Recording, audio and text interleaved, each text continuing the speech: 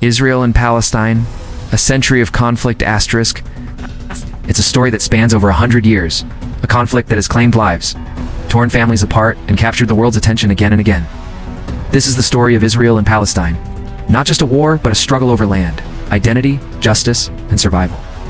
Asterisk, to understand the present, we have to go back. The late 1800s, when both Jews and Arabs lived in a region known as Palestine, under Ottoman rule, Jewish people, facing persecution across Europe, began migrating there in small numbers, hoping to rebuild a homeland in the land they believed was promised to them.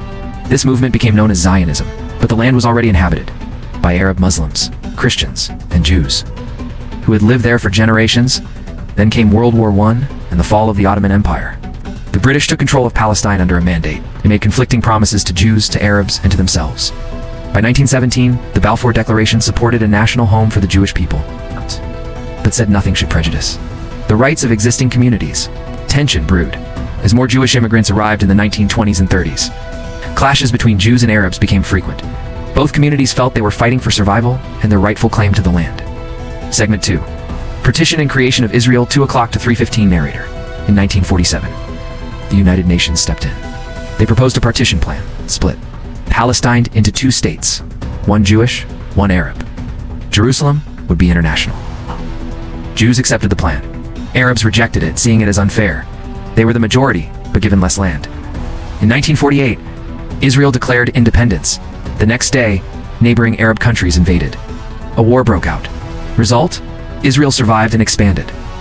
Palestinians fled, or were expelled from their homes in what they called the Nakba, the catastrophe. Many became refugees, a status passed down through generations. Meanwhile, Jordan took control of the West Bank, and Egypt controlled Gaza. Palestine as a state never emerged. Asterisk, fast forward to 1967, after the Six-Day War. Israel captured the West Bank, Gaza Strip, East Jerusalem, and more. These areas are considered occupied territory under international law, but Israel disputes this. In these territories, Palestinians live under military rule, while Israeli settlers have moved in, building communities seen by much of the world as illegal. It's led to deep resentment, and in 1987 a Palestinian uprising began, the first intifada. Stones, strikes, and street protests met with harsh Israeli crackdowns. In the 1990s, hope flickered with the Oslo Accords. Palestinians and Israelis shook hands, a roadmap for peace. But trust faded, violence returned. By 2000, second intifada exploded. Suicide bombings, military incursions, walls went up. So did despair.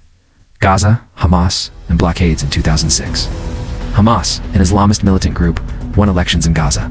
The next year, they took full control. Israel, calling Hamas a terrorist group, imposed a strict blockade, supported by Egypt. The aim? Isolate Hamas. The result? Deep suffering for Gaza's 2 million people. Since then, several wars have erupted between Hamas and Israel. Hamas fires rockets. Israel responds with airstrikes. Civilians on both sides are caught in the middle. Children in Gaza grow up under drones and darkness. Children in southern Israel grow up near bomb shelters. Trauma doesn't discriminate. Asterisk, today, the situation is as tense and tragic as ever. In the West Bank, Israeli settlements continue to expand. In East Jerusalem, evictions and clashes flared tensions. In Gaza, shortages of water, medicine, and electricity are daily struggles. And in Israel, security concerns and fear of attacks loom large. Efforts at peace have stalled. Each side holds painful memories, fears, and legitimate claims. And with each new cycle of violence, the gap seems to grow wider. Asterisk, but behind every headline are people. Parents trying to keep their kids safe during bombings. Teenagers riding buses, knowing they could be targets. Journalists, medics, teachers, all caught in a story they didn't write. There are also the quiet heroes, Israelis and Palestinians, who work together, who speak up for peace, who refuse to see the other as the enemy. Organizations like Breaking the Silence, Combatants for Peace, Parent Circle were bereaved. Families from both sides come together to grieve and to hope. They remind us, peace is not impossible. But it's not easy. The Israel-Palestine conflict is not black and white. It's history, emotion, religion, politics, all entangled in a small sliver of land. But understanding is the first step to change. And maybe, just maybe, if we listen to the stories behind the walls, behind the flags, we'll find the common humanity we've forgotten. Because no matter where you stand, one truth remains. Every life matters.